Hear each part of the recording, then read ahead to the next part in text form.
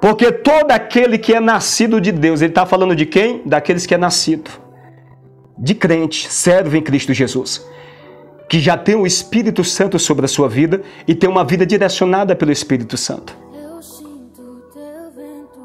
Então ele fala, esta é a vitória que vence o mundo, a nossa fé. Nós vamos vencer e romper pela fé em Cristo Jesus.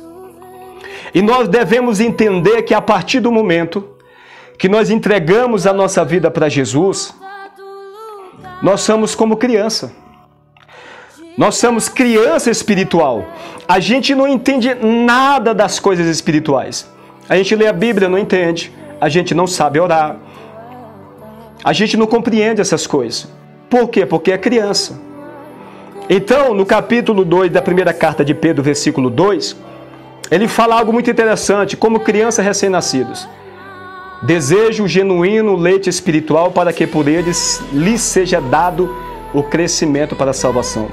O que que Pedro está falando? Está dizendo, olha, vocês que estão em Cristo Jesus, que entregaram a vida para o Senhor, são salvos em Cristo Jesus, mas ainda são crianças.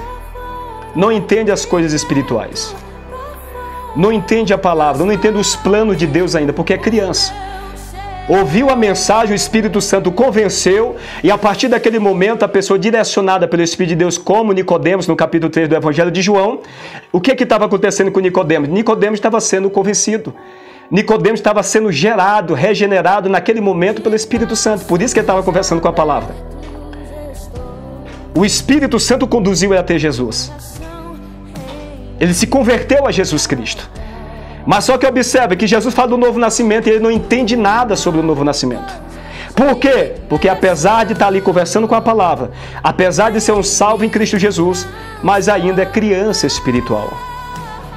Marcelo, o que tu quer dizer com tudo isso?